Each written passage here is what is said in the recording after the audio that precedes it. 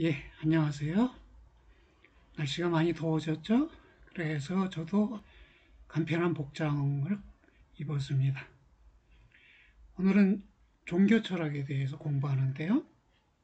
그 청년들은 특별한 관심을 갖지는 않을 법한데 그래도 배워두면 어, 친구 상담이나 또는 자기 심리 치료에 자기 위안에 도움을 받을 수 있을 것입니다. 예, 여기 보면 우선 종교의 의미부터 시작을 할 텐데요. 종교의 어원적 의미는 다시 묶는 일이라는 의미를 갖고 있다 이 말인데요. 그러면 이때 어디에 묶는가라는 물음이 제기될 수 있겠죠. 이 종교는 마루 종자에 가르칠 교니까요. 그 마루가 으뜸이란 뜻이에요. 그러니까 으뜸의 가르침, 큰 가르침이라는 뜻을 갖습니다. 서양에서 종교는 렐리기오라는 라틴어에서 생겨난 말인데 렐리전이라고 영어에서 표현하죠. 이 렐리기오라는 말은 사람들의 한 성질을 가리키는 말로 사용되면서 신중함, 경건함, 삼가함, 두려워함, 의식을 준수함, 숭배함, 양심적임 등을 의미합니다. 이 말과 관련된 동사는 렐리가레인데요. 묶다, 연결하다는 것을 의미합니다. 이 말과 관련지어 사용할 때 종교는 자신을 신과 묶는 일이다 이렇게 말할 수도 있고 또 신이 아니라 여기서 말한 큰 가르침에 자신을 묶는 일이다 이렇게 설명할 수도 있습니다. 그렇게 자기를 어딘가에 묶은 자의 성질이 신중함이나 경건함이라고 말할 수 있습니다. 관계론적 시각에서 사람들의 이러한 성질은 신의 사유에서 비롯되는 삶의 일정한 태도라고 말할 수 있습니다. 여기서 관계론이라는 건 관계에 의해서 개체들의 의미가 결정된다고 보는 시각이에요. 개체들이 우선 있고 그 개체들이 사후적으로 관계를 맺는다는 것이 아니라 관계가 우선하고 이 관계에 의해서 개체들이 특정한 속성이나 의미를 가질 수 있다고 보는 입장인데 그 때문에 신과 자신을 묶었을 때 이 묶음으로부터 개인의 속성으로서의 성품이 결정될 수 있을 텐데 그것이 신중함이나 경건함일 수 있고 그 다음에 이것은 신의 사유에서 비롯된 즉 내가 자신을 신에게 묶음에서 비롯되는 삶의 일정한 태도라고 말할 수 있을 것입니다. 그러니까 불교도는 자신을 붓다의 가르침에 묶고 있고요. 유교도는 자신의 가르침을 유학자들의 가르침에 묶고 있다. 이렇게 설명할 수 있겠습니다. 이 종교에 관한 정의가 다양한데요. 그 속에서도 어떤 일관성을 찾아볼 수 있습니다. 위에서 종교를 여기 숭배함, 양심적인 신중함, 경건함 이렇게 표현했는데 이것들을 경배라고 또 요약해 볼 수 있겠네요. 이 경배로서의 종교가 다양하게 정의되고 있다. 이 매튜 아놀드라는 사람은 종교가 정서로 물들여진 도덕성이다. 종교는 도덕이다. 이렇게 보고 있어요. 종교는 도덕 이상이어야 하지 않을까요? 글쎄요. 종교가 도덕 이상일 경우에는 종교가 반도덕적, 비도덕적으로 되어버릴 수도 있죠. 종교전쟁이 대표적인 예가 되겠습니다. 로이스는 종교가 사물들의 본성에 대한 신념이 강화되면 어떤 도덕적 규약에 대한 헌신, 디보션이라고 했고요. 오만은 종교가 숭배할 가치가 있는 궁극적 실제가 행하는 요구에 대한 의식, 인식, recognition이다라고 표현했네요. 궁극적 실제의 the ultimate reality라고 한 것인데, 실제라는 것은 진실로 존재함 내지 진실로 존재하는 것이라는 말인데 애매한 표현이죠. 예, 애매하게 표현하면 의미가 다의적일 수 있어요.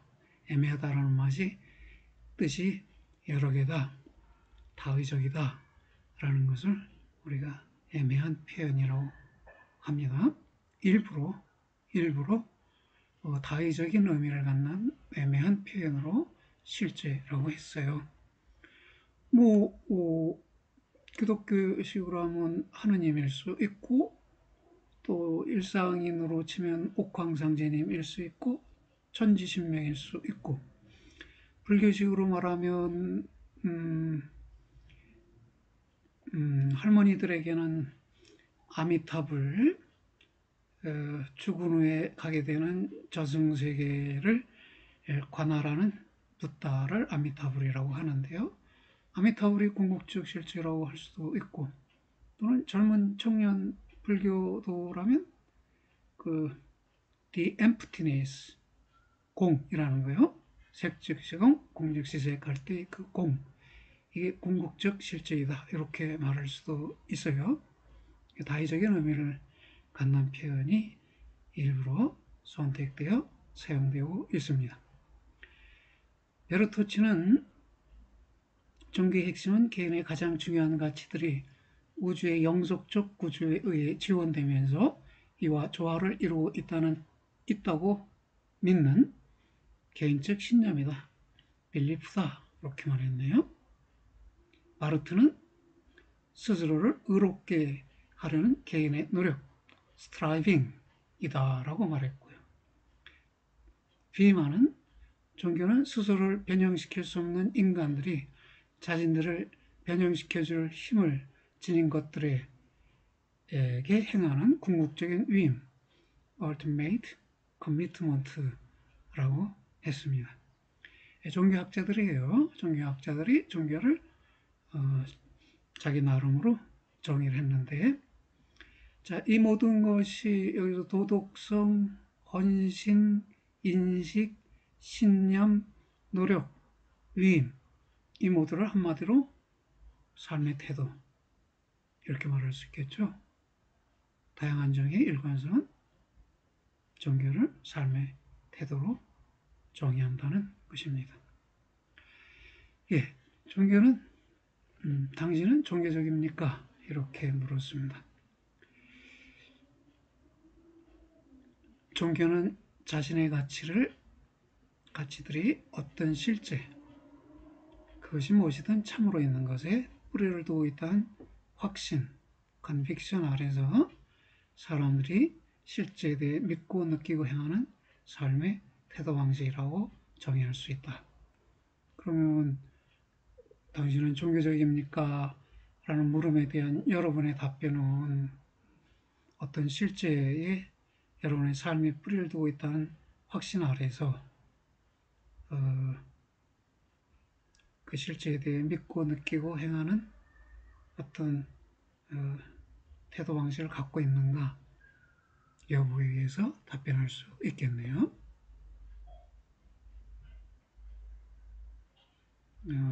일반적으로 말해서 여러분은 종교적 생활 태도, 종교적 태도 방식을 갖고 있습니까? 이렇게 물을 수 있을 텐데 긍정적으로 답하는 사람은 많지 않을 것 같네요. 젊은이들에게서는. 여튼 종교적이라는 말은 삶을 수행하는 일정한 태도 방식을 갖고 있다는 말이 됩니다. 예, 종교 철학의 탐구 범위는 신학의 탐구 범위보다 넓다고? 왜 그럴까요?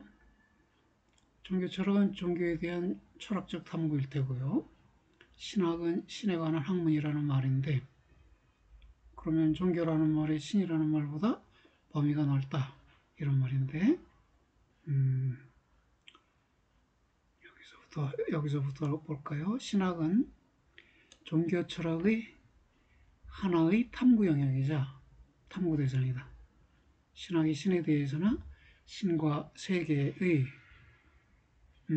관계에 대해서 탐구하는 것이란 이 신학은 종교 철학의 사변적 탐구 영역에 속합니다. 신학이 기존의 어떤 종교적 이론 체계에 예컨대 캐톨릭 신학, 유태교 신학을 가리키는 한 이 신학은 종교 철학의 분석적 탐구 대상이 된다. 그랬네요. 종교 철학의 탐구 영역이자 탐구 대상이라고 말했죠. 신학이 분석적 탐구 대상, 왜 분석이라는 말을 했을까요? 분석의 의미는 여러 가지지만 그 중에 하나는 의미 분석이에요. 그럼 신이라는 표현의 의미가 어떤 것인가, 또는 사람들은 신이라는 표현을 어떤 의미로 사용하는가. 특히 일상 언어 분석 철학에서는 일상적 표현의 의미 분석이 철학의 과제라고 보고 있기도 합니다. 따라서 종교 철학은 신학보다 더 넓은 탐구 범위를 갖는다. 이는 미학이 인공미만이 아니라 자연미도 다룸에 의해 예술 철학보다 더 넓은 탐구 범위를 갖는 것과 마찬가지이다. 전 시간에 우리가 예술 철학을 논의하면서 예술이라는 말을 그 총괄적으로 특징 지우는 용어가 있다면 무엇일까 해서 우리가 그걸 인공품이라고 그랬어요. 인공품. 예술 작품은 인공작품이잖아요. 그런데 인공품이 아니라 자연에서의 발견물도 예술 작품으로 간주되는 시대가 되었기 때문에 예술이란 개념은 열린 개념이 되었다. 이런 얘기를 논의했었는데요. 예. 미학은 인공 작품의 인공미만이 아니라 자연사물의 자연미도 다루기 때문에 예술 철학보다 더 넓은 범위를 가져요. 반면에 종교 철학은 신학을 자신의 일부분으로 하기 때문에 신학보다 더 넓은 개념이다. 이렇게 말할 수 있겠네요. 2절인데요. 종교의 인식론적 문제이네요. 종교에 관련된 인식의 문제. 예컨대 종교적 신념들, 이것도 뭐 종교적 인식이라고 말할 수도 있을 텐데, 이것들은 어떻게 정당화될 수 있는가? 종교적 신념들은 비과학적이지 않게 또는 반과학적이지 않게 정당화될 수 있다고 하는데요. 여기 보면 종교적 신념들을 정당화하는 근거들로는 신앙, 결단, 경험적 정합성, 합리적 정합성 등이 제시되고 있습니다. 이 네 가지를 순차적으로 살펴보기로 하죠. 신앙, 왜 그 종교를 갖게 됐느냐? 그러면 그것은 내 신앙이다. 이렇게 신앙이라는 말로 자기 종교를 정당화하는데요. 근데 이 경우에도 좀 고려할 것들이 몇 가지 있습니다.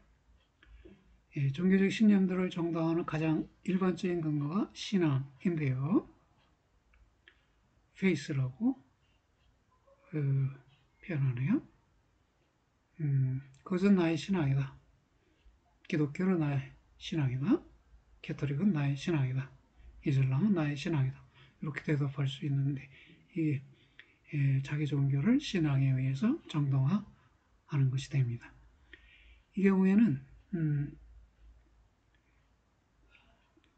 이 신앙의 동기가 뭔지 물어질 수 있어요. 이 신앙의 동기로 제시되는 것은 대개 바람이나 권위, 체험이나 계시인데 이들에 대해서 우리가 설득력이 있는 것인지를 따져볼 수 있습니다. 그래서 신앙의 비이성적 이유와 이성적 이유 중에서 이성적 이유는 해석의 적절성이 문제된다. 비이성적 이유는 뭐 그냥 비이성적이다라고 우리가 판단하고 넘어가는데 이성적 이유에 대해서도 그 해석의 문제가 있고 적절한 해석이 이루어진 것이냐 논란이 될 수 있다는 것입니다. 우선 바람이나 권위, 체험이나 계시가 동기가 되어서 신앙을 갖게 되었다고 했을 때 무엇에 대한 바람이냐 하면 현세 구복과 내세 천당이죠. 살아서 현세에서 이 세계에서 구복, 복을 구하고 내세, 저 세계에서는 천당에 가겠다. 지옥이 아니라 천당에 가겠다.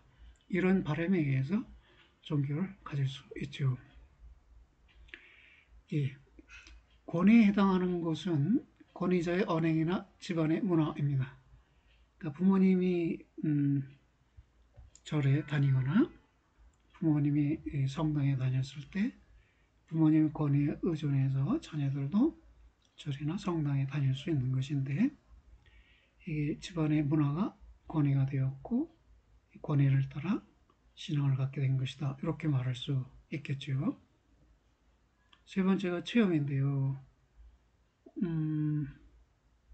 근데 뭐 계량선에서 백일기도 하는 중에 신의 음성을 들었다. 또는 꿈에 산신령이 나타났다. 부처님이 나타났다. 그래서 신앙을 갖게 되었다. 이렇게 말하면 개인적 체험을 말하는 것인데요. 이 체험이 합리적으로 해석되는지 물어질 수 있습니다. 백일기도 하면 심신미약 상태로 갈 수 있고요.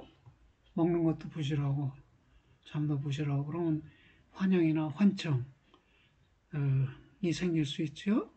헛것을 보거나 헛것을 들을 수 있어요. 그것을 신적인 신에 의해서 이루어진 체험이라고 했을 때 듣는 사람이 동의해 줄 것이냐 쉽지 않겠죠.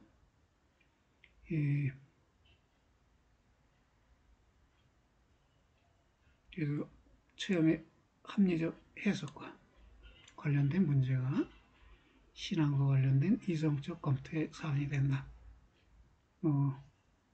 개인의 체험을 근거로 신앙을 갖게 되었다 했을 때 우리는 그 사람이 자신의 체험을 합리적으로 해석했는가 아니면 주관적으로 해석했는가 따져볼 수 있다는 것입니다.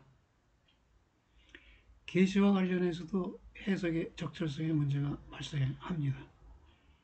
계시도 일종의 체험이긴 한데요.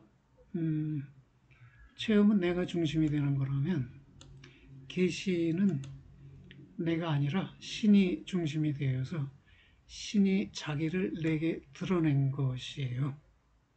그런 것을 계시라고 하는데 이때 계시된 내용에 대해서도 적절한 해석의 문제가 발생합니다. 그러니까 기독교를 계시 종교라고 해요. 그리고 성경을 계시된 내용, 계시된 말씀, 신에 의해서 우리에게 알려진, 전해진, 드러난 말씀이라고 하는데요. Revelation이라고 합니다. 근데 이 계시의 저술로 불린 성서에 대한 이 성서에 대한 해석에 있어서 전통적 입장은 두 가지입니다. 하나는 그것이 쓰인 그대로 문자적 진리를 갖는다고 보는 입장이에요. 이것은 성서의 모든 글자가 신의 영감에 따른 것이므로 쓰인 그대로 이해되어야 한다고 주장합니다. 그 목사님들 중에 일부는 성경은 한 글자도 오류가 없기 때문에 한 글자도 고칠 수 없고 있는 그대로 받아들여야 한다고 주장하기도 하는데요. 설득력을 갖추기는 어렵습니다. 왜냐하면 히브리 성경, 히브리어로 쓰여진 성경이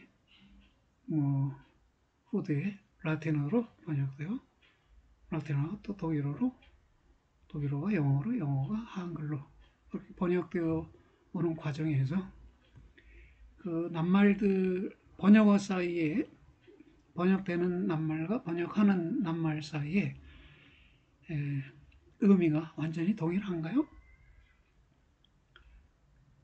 예컨대 미국인이 파파라고 부르는 것과 한국인이 아빠라고 불렀을 때 파파와 아빠의 의미가 동일한가요? 우리는 사전적으로 동일하다고 보고 그들 사이의 대응관계에 의해서 번역으로 채용하지만 실제 그 낱말을 사용하는 사람들이 그 낱말을 통해서 느끼는, 생각하는 의미는 다를 수 있습니다. 따라서 문자적 진리를 갖고 있고 그래서 문자 그대로 받아들여야 한다는 입장은 많은 논란을 야기하죠. 그래서 새로운 입장으로 성경은 상징적 진리만을 갖는다는 입장이 등장하는데요. 이 입장은 성서의 묘사와 줄거리의 탈신화를 통해 그 상징적 진리가 이해되어야 한다고 봅니다. 예컨대 아담과 이브가 선악과를 먹고 에덴 동산에서 쫓겨났다. 낙원을 상실했다. 낙원, 즐거운 전원을 상실한 것이 선악과를 먹은 결과인데 선악과는 선과 악을 알게 하는 과일이에요. 그럼 선악을 알게 하는 과일을 먹었다고 쫓겨날 이유가 있느냐? 신이 먹기를 금한 과일이기 때문에 먹어서 쫓겨난 것이다 라고 그 교회에서는 설명하지만 만약 우리가 상징적 진리를 찾고자 한다면 찾을 수 있죠. 선악을 안다는 건 선악을 판단하고 분별한다는 것이잖아요. 좋고 나쁨의 분별로부터 좋은 사람과 나쁜 사람이 가려지고 나는 판단하는 자가 되고 상대는 판단 당하는 자가 되고 나와 너가 분리되고 나 아닌 사람들 사이에서도 차별이 이루어지고 그런 세계는 낙원이 아니죠. 그렇다면 이렇게 말할 수 있겠죠. 인간에게 그러니까 원시사회에서 인간은 선악의 분별이 없었고 그래서 인간은 낙원에 살았었다. 그러나 인간의 의식에 선악의 분별 능력이 등장하면서 인간은 낙원을 상실했다. 그것을 성경이 상징적으로 그 에덴 동산과 선악과의 사건을 통해서 설명하고 있다. 그 설명의 내용은 그 상징적 진리를 찾는다면 분별의식의 발생으로 인한 인간의 낙원 상실 그것이 그 이야기에 나타난 진리이다. 이렇게 해석할 수 있습니다. 교회에서는 이렇게 해석하지 않아요. 어느 목사님이 그렇게 해석하면 잘못하면 이단이나 이런 평가를 들을 수도 있어서 목사님들은 그냥 문자적 진리로 받아들이고 있어요. 성경적 진리를 찾으려는 노력을 하지 않습니다. 우리들은 목사님이 아니니까, 우리는 철학자니까요. 이렇게 두 가지로 나뉘는 전통적 입장과 다른 현대의 새로운 입장도 있습니다. 칼바르트, 또 에밀 브루노 같은 사람들은 성서도 역시 어떤 사람이 이를 통해 신의 정신과 교섭할 때 그 사람의 계시로 된다는 것이다. 그러니까 그 성서 자체가 계시된 내용이지만 성서를 읽는 사람에게 성서가 다시 한번 계시될 수 있다는 것이에요. 이런 입장은 성서를 통해 얻는 개인의 종교적 경험을, 즉 비명제적 진리를 주장하는 것에 한해서 비명제적 계시관으로 불려진다. 비명제적 계시관이다. 뭐가 계시되는 것이냐 그랬더니 종교적 경험이 계시되는 것이니까 이건 뭐 경험적 계시관이라고 말할 수도 있고 비명제적 계시관이라고도 말할 수 있겠네요. 이런 계시관은 성경을 다시 회복하여 계시, 즉 개인적 종교적 경험으로 되게 한다는 주장이다. 여기서 우리는 계시 해석과 관련해서 적어도 문자적 해석, 상징적 해석, 회복적 해석의 여지가 있음을 본다. 이 비명제적 진리의 획득, 이것은 그 계시를 다시 계시로 회복하는 것이니까 회복적 해석이라고 볼 수 있다는 것이죠. 이들은 각기 계시의 절대성, 상대성, 실존성을 전제하는 해석인데 삶의 철학의 관점에서는 계시의 실존성의 주장이 타당하게 여겨진다. 삶을 중시하는 관점에서는 계시는 개인의 삶에 의존적이고 또 실존에 의존적이다. 이렇게 볼 수 있다는 것입니다. 그런데 예수님이 산 위에서 행한 설교가 있는데요. 이것을 산상수훈 또는 산상설교, The Sermon on the Mountain 또는 The Sermon on the Mount 이렇게 말하는데 그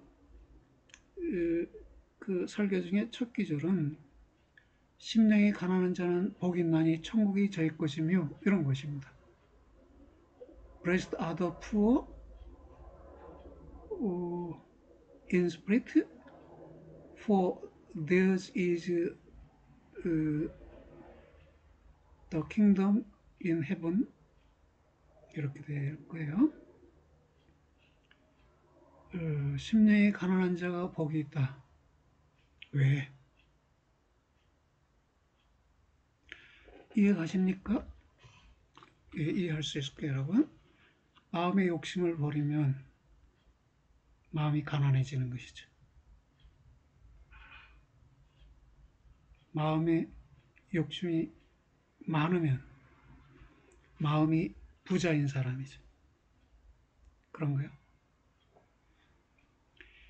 욕심을 비우면 마음이 가난해요. 그것을 심령이 가난한 자 이렇게 표현했는데 마음과 심령을 구분해서 심령의 의미를 따져본다면 심령은 지적 능력이에요. 스피리트, 정신적 능력이죠. 인간이 가지고 있는 정신적 능력이라는 게 결국 분별 능력이죠. 심령이 가난하다. 분별 능력이 가난하다. 그러면 복이 있다. 천국이 저희 것이며 이것도요. 죽은 다음에 천국에 가게 된다. 이렇게 해석할 수도 있지만 살아생전에도 마음이 편안하니까 마음이 편안한 곳이 곧 천국일 수 있으니까요.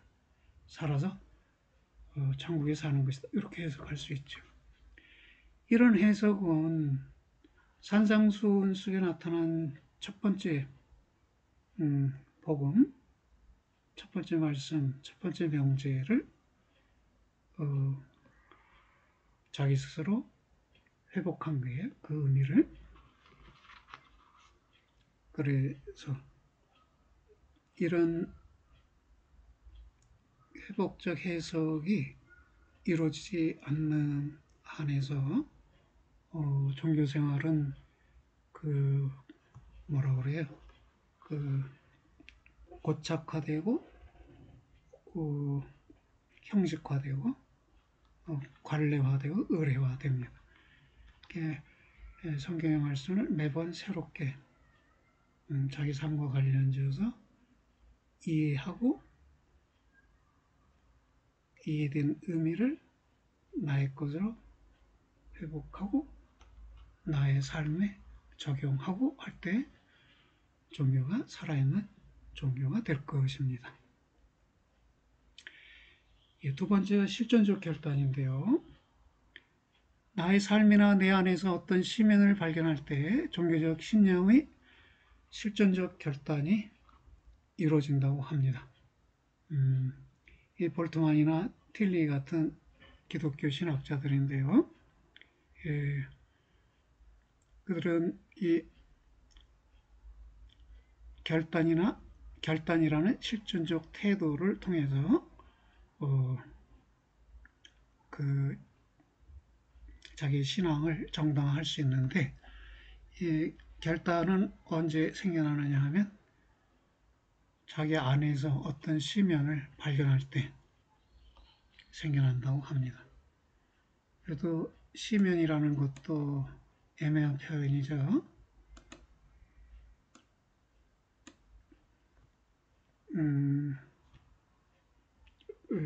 독일어를 운구른트에서 바닥이 없는 곳을 시면이라고 해요. 깊고 깊은 곳이죠. 그것을 내 안에 깊고 깊은 무엇이 있어요. 그것을 느낄 때, 그때 종교를 갖기로, 신앙을 갖기로 결단할 수 있다는 것이네요. 그래서 볼트만과 틸리 같은 종교적 실존론자들은 과학이 실제의 인식의 영역을 차지하게 하고 신앙이 실제에 대한 개인적 반응에 기초를 두도록 하는데 동의합니다.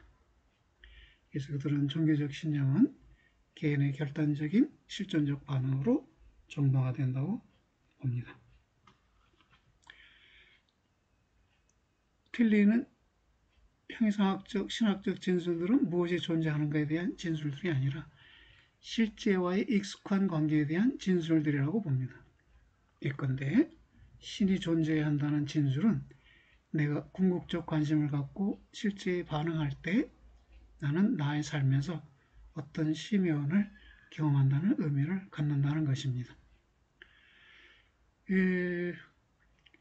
애매한 표현이라고 그랬죠. 시면도 다의적인 표현인데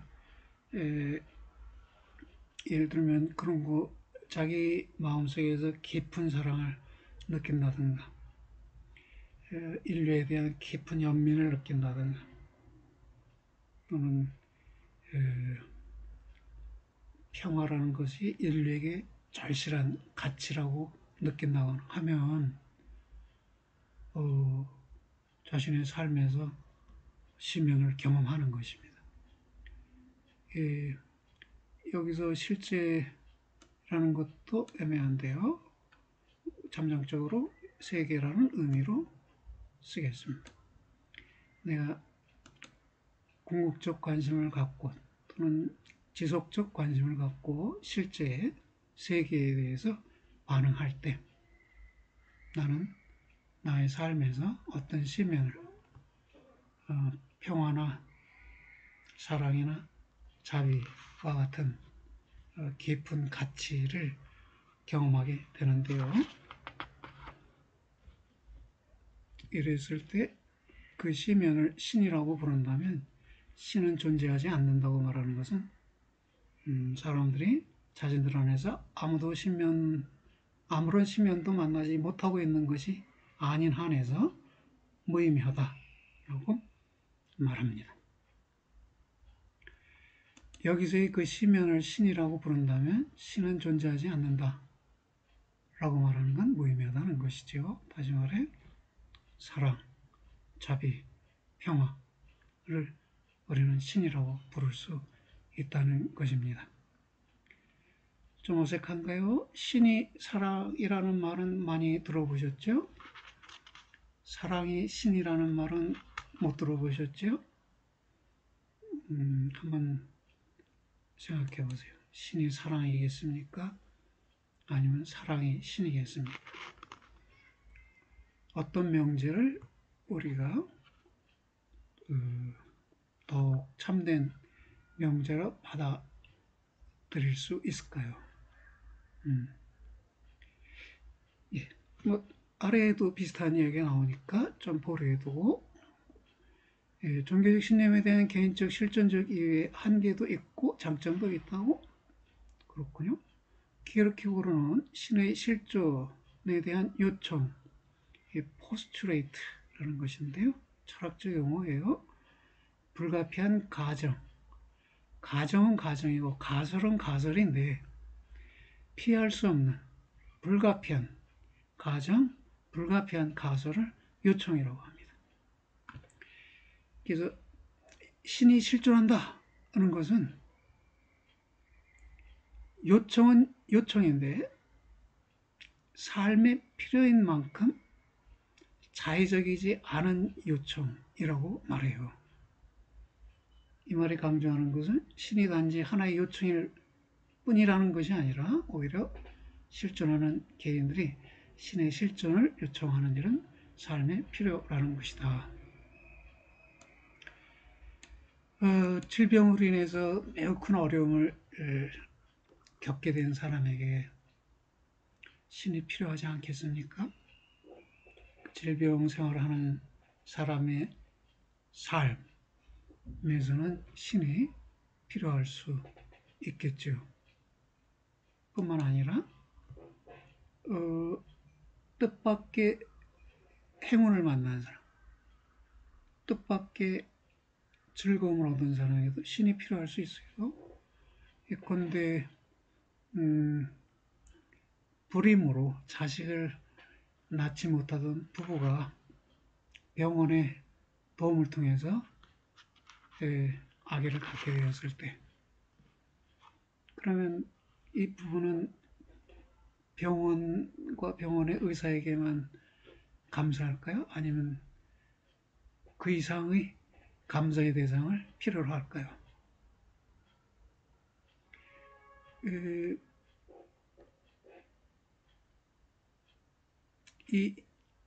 나에게 이런 즐거움을 보내준 그 근원이 무엇인가, 누구인가 이렇게 하고 신을 찾고 신에게 감사할 수 있습니다. 어려움에 처해도 신이 필요하고 즐거움에 처해도 신이 필요할 수 있어요. 그렇다면 그러한 신은 삶의 필요인 것이고요. 신이 실존한다는 것은 불가피한 가정, 삶을 위한 불가피한 가정, 즉 요청이다. 이렇게 말할 수 있습니다.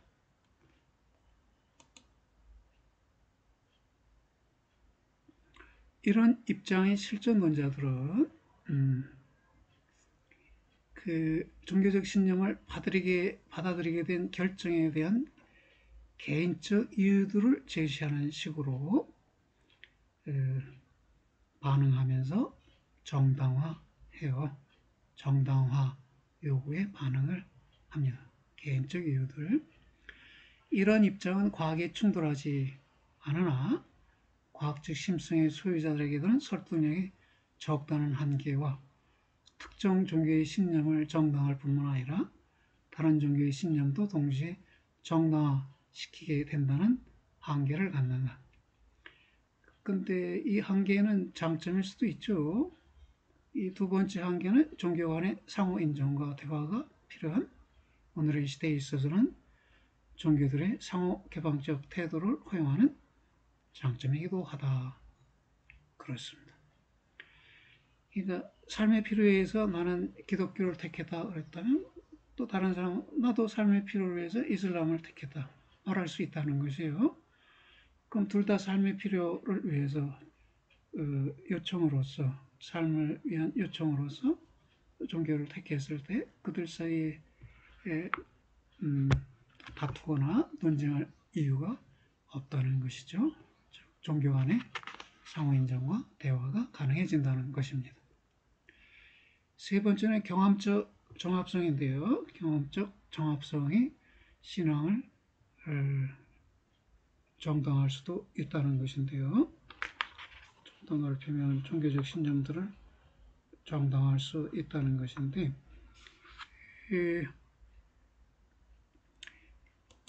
가설로서의 종교적 신념은 경험적 사실과의 정합성, continuity, 연속성, 무모순성 이라는 말인데요. 또는 일관성이라는 뜻이에요. 이것에 의해 참여 가능성이 좀 더 평가될 수 있다는 것입니다. 어떤 건가요? 여기 피터 베르토치는 경험적 사실들을 열거하는데요. 볼까요? 물질과 생명이 목적적으로 서로 관계한다. 그렇죠. 흙이 식물을 낳죠. 물론 흙 속에 씨앗이 발화되어서 식물이 되는 것이겠지만 여하튼 물질이 흙이 식물의 생명을 지원해 주죠. 그래서 목적적으로 서로 관계한다. 그 생명의 살림으로 해서 물질, 생명의 살림을 목적으로 물질이 지원하는 관계에 있다. 이것은 종교의 신념 예컨대 신이 실존한다 라는 이 신념과 이 신념을 지원해 줄 수 있고 이런 신념과 정합적일 수 있다는 것입니다. 또 뭐가 있을까요? 사유가 실제 관계됨. 우리가 사물들이 외부만이 아니라 내부 원리까지 이해하고 있죠. 그러니까 인간의 사유와 인간의 외부 세계, 이거는 사물로 볼 수도 있고 세계로 볼 수 있는데 여하튼 인간의 사유와 인간의 외부 세계가 단절되어 있지 않아요. 둘 사이에 관련되어 있어요. 그리고 이 외부 세계가 개인의 사유를 지원해 주기도 해요. 도움을 주기도 해요. 사유가 외부 세계와 외부 사물을 파악하지만 이 외부 세계와 외부 사물은 개인과 개인의 사유를 도와줘요. 지원해줘요. 그렇다면 인간으로 위해 세계가 존재하는 게 아니냐. 또는 인간으로 위해서 세계를 신이 만들어줬다고 볼 수 있지 않느냐. 그렇게 생각해 볼 수 있다는 것이고요. 또 인간적 가치들을 위해 자연이 지원함. 인간적 가치는 뭐 행복일 수도 있고 친구들 사이 사귐일 수도 있고 사랑의 교류일 수도 있는데 이 봄날의 자연 환경이 자연 사물들이, 자연의 꽃들이, 이런 인간적 가치들, 사람들 간의 교류와 사랑과 우정을 위해 지원해 준단 말이에요. 또 폭넓게 말해 세계가 인간에게 좋아요. 봄, 여름, 가을, 겨울. 여러분이 그 중에 특정한 계절을 좋아하고 또 어떤 계절은 안 좋아할 수도 있지만 모든 사람들을 다 포괄해서 말한다면 봄, 여름, 가을, 겨울 4계절은 인간에게 좋은 것이에요. 또 미적 경험의 유의미요. 그 4계절의 자연이 우리에게 미적 경험을 제공해주고 이것이 우리에게 의미가 있게 느껴져요. 그럼 왜 세계가 미적 경험을 우리에게 제공해주고 또 인간에게 좋은가 등등은 결국 신이 인간으로 해서 그 세계나 사물을 그렇게 만든 게 아니냐. 결국 세계와 사물에 관련된 경험적 사실이 신의 존재라는 경험적 신념과 무모순적이고 모순이 없고 일관적일 수 있다는 것입니다. 그래서 이 피터 베르토츠는요, 이런 경험적 사실들을 설명해 주는 가장 합리적인 가설은 하나의 창조적인 우주적 지성이 실존한다, 즉 현실적으로 존재한다 는 가설이라고 주장합니다. 또 자연신학에 대한 두 가지 반론 가능성이 있는데요. 테이아르드 샤르댕이라는 사람은 인간에 대한 우리의 일반적 경험에 의거해 이와 동질적이고 일관적인 우주적 전망을 제시합니다.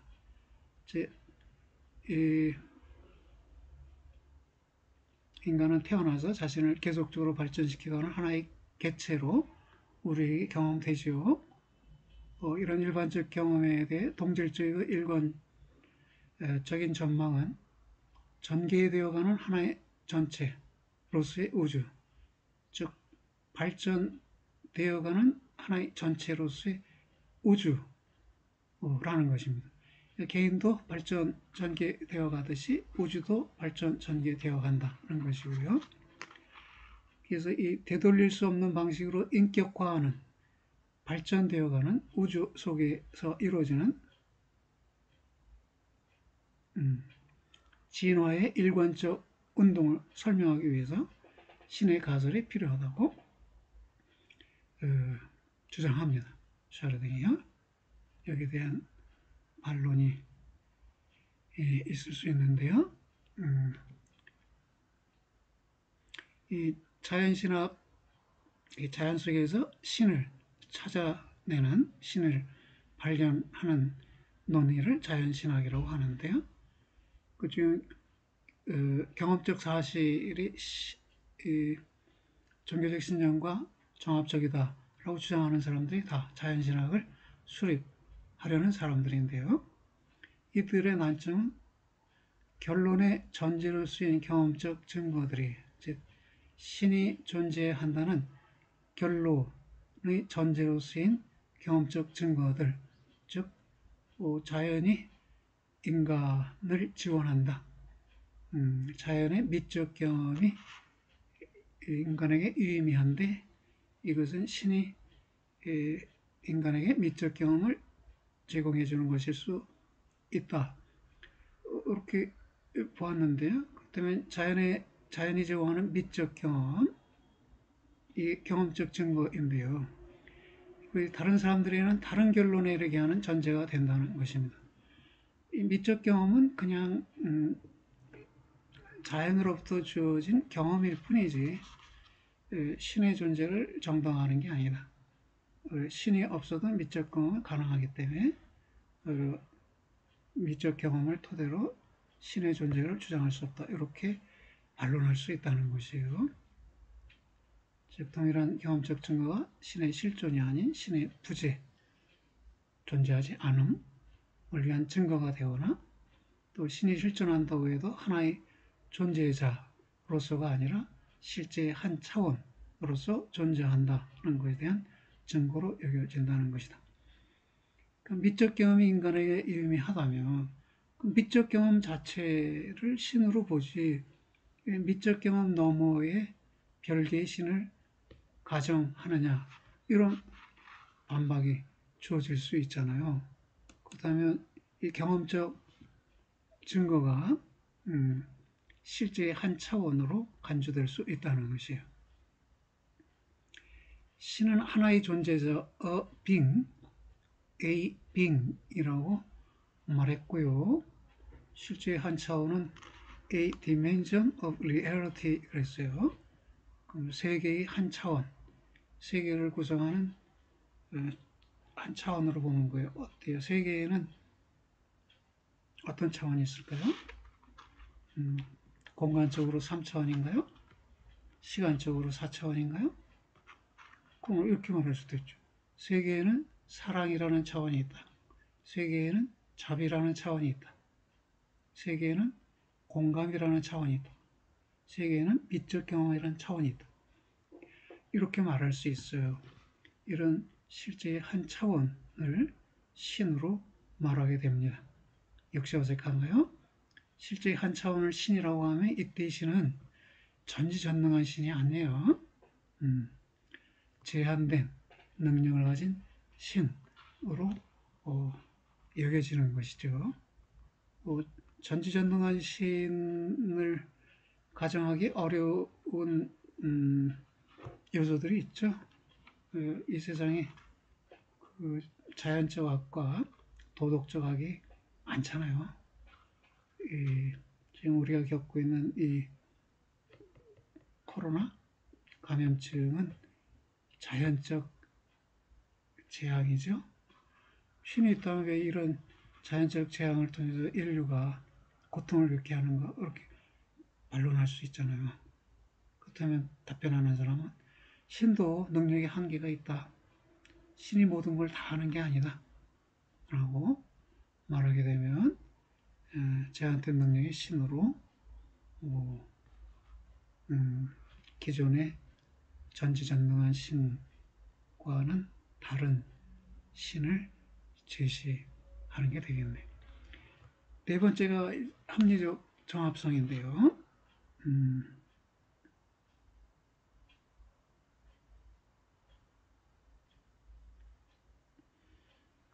신에 대한 정의로부터 신의 실존을 도출하려는 시도가 있었다고?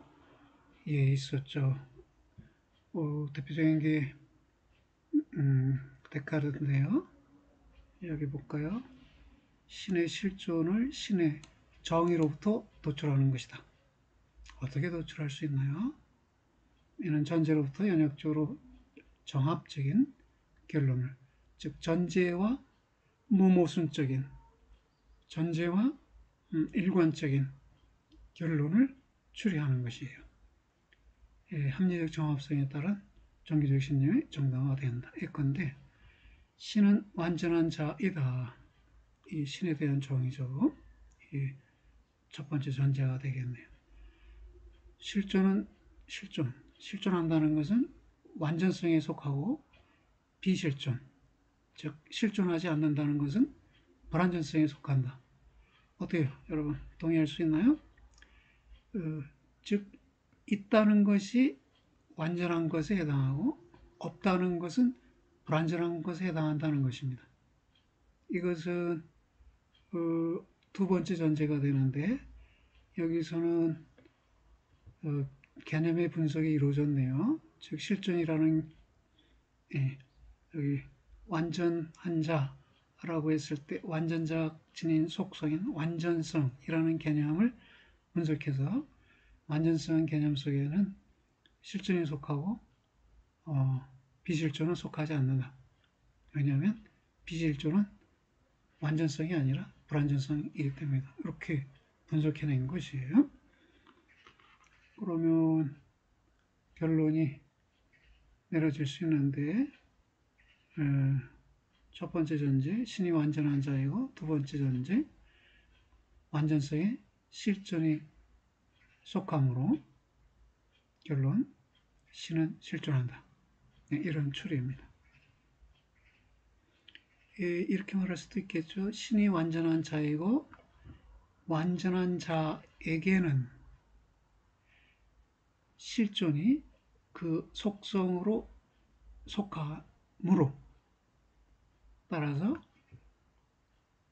신은 실존한다. 이렇게 바꿔서 표현할 수도 있겠습니다.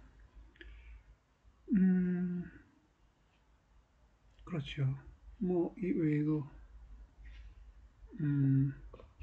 토마스 아퀴나스라면 우리는 전제를 결과에 대해서 원인을 추적해 갈 수 있고 그런 추적을 통해서 채취 원인을 만나게 될 것이고 그 채취 원인은 자기 이전의 원인이 없고 자기 이후의 것들을 모두 자신의 결과로 산출하는 것이므로 그 채취 원인이 곧 만물의 창조자인 신이다. 이런 식으로 정의를 해요. 토마스 아퀴나스는 그런 식으로 신을 증명합니다. 둘 다 반론이 있었어요. 토마스 아퀴나스의 추론에 대해서도 반론이 있고 미리 말하면 결과로부터 원인을 추적하는 것은 무한히 계속될 텐데 왜 더 이상 추적되지 않는 채취 원인이 있다고 합니까? 이게 손쉬운 반론이죠. 버트란드 러셀 영국 철학자는 그렇게 반론을 했어요. 토마스 아퀴나스에게. 물론 토마스 아퀴나스는 중세 철학자이고 버트란드 러셀은 현대 철학자니까 둘이 만났다는 얘기는 아니고 그 사고에 대해서 그 추리에 대해서 반론을 제기했다. 이런 말이에요. 그럼 데카르트는 어떻게 반론이 이루어질까요? 여기서부터 볼까요? 합리적 정합성에 의거한 신의 실존의 정당화 갖는 난점은 개념과 실존, 개념이라는 것과 실존이라는 것의 질적 차이에 놓여진다. 개념은 생각에 의해 만들어질 수 있으나 실존은 생각에 의해 만들어질 수 있는 것이 아니다. 그런가요? 개념, 아이디어, 컨셉트 이건 생각에 의해 만들어질 수 있으나 또는 생각되어질 수 있으나 글쎄요. 실존에 만들어질 수 있다. 그 표현이 더 좋겠네요. 왜냐면 실존도 생각될 수는 있으니까 실존은 생각에 의해 만들어질 수 있는 것은 아니다. 개념은 만들어질 수 있되 실존은 만들어질 수 있는 것이 아니다. 개념과 실존은 질적으로 다른 것이다. 개념이 아무리 완전해도 그 개념의 대상이 실존하는지 여부는 별개의 문제이다. 예컨대 절실히 필요하여 머리에 떠올린 만원권 지폐가 개념적 완전성을 갖는다고 해도 그 완전성이 나의 수중에 그 지폐가 실존하도록 보장하지는 못한다. 칸트 이후 대다수의 철학자들은 이 말은 뭐냐면 지금 이 반론이 칸트의 반론이란 얘기예요. 칸트가 직접 예를 들어서 내 머릿속에 완벽한 화폐를 개념으로 생각해 낸다 해도 그런다 해도 내 주머니에 한 푼도 화폐의 실존이 증가하지 않는다.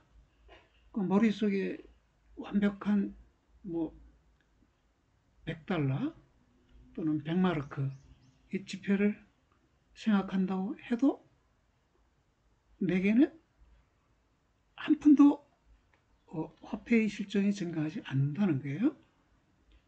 그걸 정리해서 화폐 100달러라는 100마르크라는 개념은 생각에 의해 만들어질 수 있지만 실존은 생각에 의해 만들어질 수 있는 것이 아니다. 이렇게 말한 것이네요. 그러면 우리가 어떻게 봐야 할까요? 칸트 이후 대다수의 철학자들은 완전자로서의 신이라는 개념으로부터 질적으로 다른 것인 신의 실존이, 즉 개념으로부터 질적으로 다른 것인 신의 실존이 도출될 가능성을 부인한다. 그런데 그랬어요. 이 점이 긍정적으로 보여줄 수 있는 면은 신의 실존이 이성의 증명사안이 아니라 삶의 요청사안이라는 것입니다. 칸트 자신도 신의 존재는 요청된다고 말했어요. 케르케고도 신의 실존은 요청된다고 말하고, 케르케고는 삶의 필요로서 신의 실존이 요청된다고 한 것이고, 칸트는 인간의 도덕성을 위해서 신이 요청된다 이렇게 말한 것입니다. 무슨 말이냐면 인간이 도덕적이라는 것은 대가를 바라지 않고 선을 행하는 것이잖아요.